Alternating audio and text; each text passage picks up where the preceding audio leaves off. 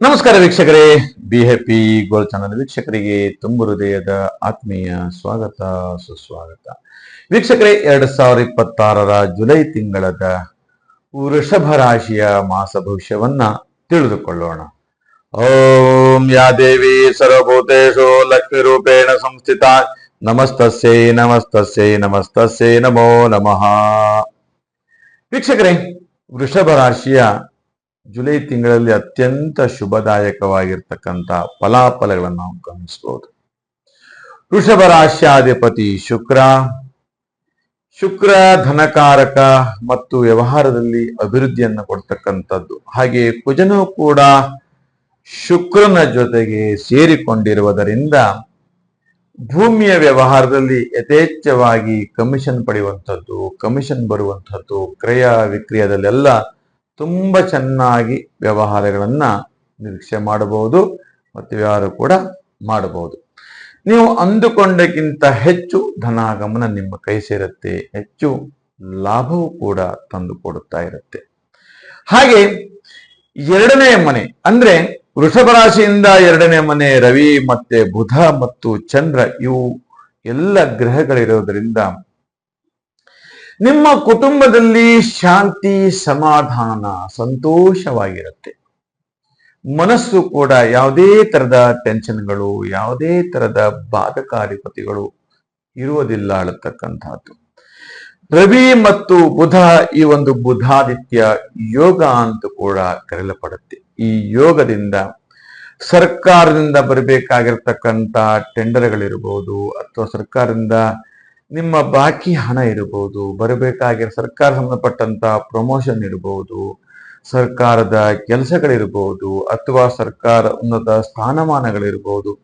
ಇವೆಲ್ಲರಲ್ಲಿ ಕೂಡ ನಿಮಗೆ ಸ್ಫೂರ್ತಿದಾಯಕವಾಗಿ ಮತ್ತು ಅದನ್ನ ಪ್ರೇರೇಪಿಸ್ತಕ್ಕಂತಹ ಯೋಗಗಳು ಬುಧಾದಿತ್ಯ ಯೋಗ ಅಂತ ಕೂಡ ಕರೆಯಲ್ಪಡುತ್ತೆ. ಅದು ನಿಮ್ಮ ರಾಶಿಯಲ್ಲಿ, ನಿಮ್ಮ ಯೋಗದಲ್ಲಿ ಇವೆಲ್ಲವೂ ಕೂಡ ಇರುವಂತಹದ್ದು. ಹಾಗೆ ಮಕ್ಕಳ ವಿದ್ಯಾಭ್ಯಾಸದಲ್ಲಿ ಜುಲೈ ತಿಂಗಳಲ್ಲಿ ರಾಜಯೋಗ ಅಂತ ಕೂಡ ಹೇಳಲ್ಪಡುತ್ತೆ. ಈ ರಾಜಯೋಗ ಉನ್ನತ ವಿದ್ಯಾಭ್ಯಾಸವನ್ನ ಪಡೆದು ಒಳ್ಳೆಯ ಅಂಕವನ್ನ ಪಡೆದು ಉನ್ನತ ಕೀರ್ತಿಯನ್ನ ತಂದೆ ತಾಯಿಯರಿಗೆ ಹೆಚ್ಚು ಸಂತೋಷಕರವಾಗಿರ್ತಕ್ಕಂಥದ್ದು. ತಮಗೂ ಕೂಡ ಒಂದು ಸಂತೋಷ, ನಮ್ಮ ಮಗ ಎಷ್ಟೊಂದು ಕಷ್ಟಪಟ್ಟು ಓದಿ ಒಳ್ಳೆಯವನಾದಲ್ಲ, ನಾವು ಕಷ್ಟಪಟ್ಟಿದ್ದಕ್ಕೂ ಕೂಡ ಸಾರ್ಥಕವಾಯಿತು ಇರತಕ್ಕಂಥ ಒಂದು ಸಂತೋಷದಾಯಕವಾಗಿರ್ತಕ್ಕಂತಹ ಸಿಹಿ ಸುದ್ದಿ ನಿಮಗೆ ಜುಲೈ ತಿಂಗಳದ ಮಧ್ಯಭಾಗ ಮತ್ತು ಕೊನೆಯ ಭಾಗದಲ್ಲಿ ನಿಮಗೊಂದು ವಿಶೇಷವಾದಂತಹ ಸುದ್ದಿ ಸಿಗಲಿದೆ.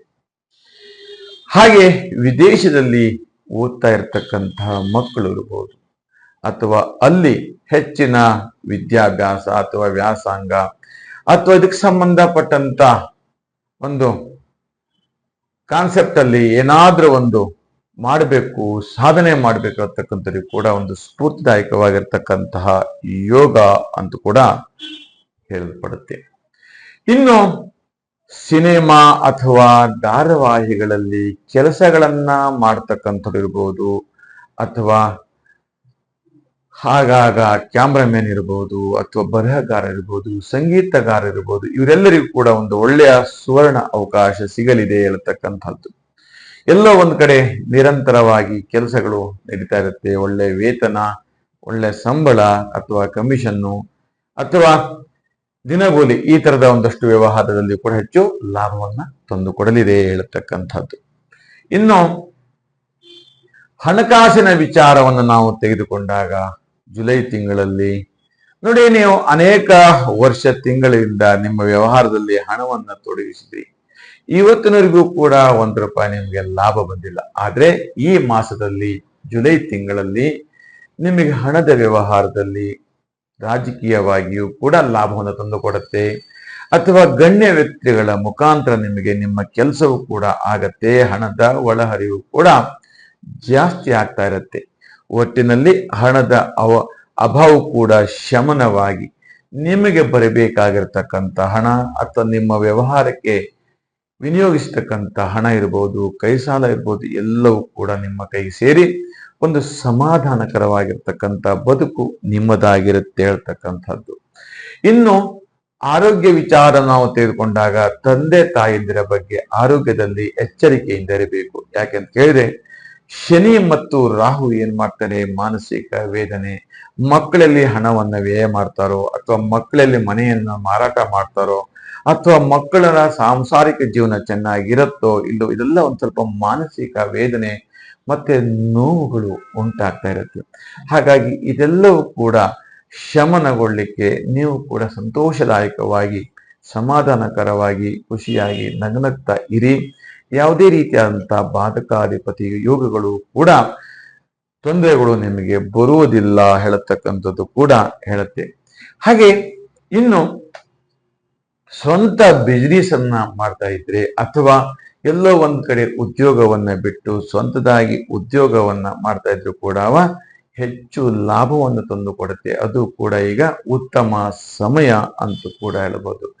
ವೀಕ್ಷಕರೇ, ಜುಲೈ ತಿಂಗಳಲ್ಲಿ ವೃಷಭ ರಾಶಿಯವರು ಪಠಿಸಬೇಕಾಗಿರ್ತಕ್ಕಂಥ ಮಂತ್ರ ಹೇಳತಕ್ಕಂಥದ್ದು ಆಂಜನೇಯನ ಮಂತ್ರವನ್ನ ಪಠನೆ ಮಾಡಿ, ಓಂ ಆಂಜನೇಯ ನಮಃ ಹೇಳತಕ್ಕಂಥ ಮಂತ್ರವನ್ನ ಪಠನೆ ಮಾಡಿ, ಹಾಗೆ ಪೂರ್ವ ದಿಕ್ಕಿನಲ್ಲಿ ಇರತಕ್ಕಂತಹ ಕಾಳಿಯ ದೇವಸ್ಥಾನ ಅಥವಾ ದುರ್ಗಾ ದೇವಸ್ಥಾನವನ್ನ ದರ್ಶನವನ್ನ ಮಾಡಿದ್ರೆ ನಿಮಗೆ ಅತ್ಯಂತ ಯಶಸ್ಸು ಮತ್ತು ಕೀರ್ತಿಯನ್ನ ಮತ್ತು ನಿಮ್ಮ ಎಲ್ಲಾ ರೀತಿಯಾದಂತ ಸಂಕಷ್ಟಗಳನ್ನ ನಿವಾರಣೆಯಾಗುತ್ತೆ ಅಂತ ಹೇಳ್ತೇನೆ.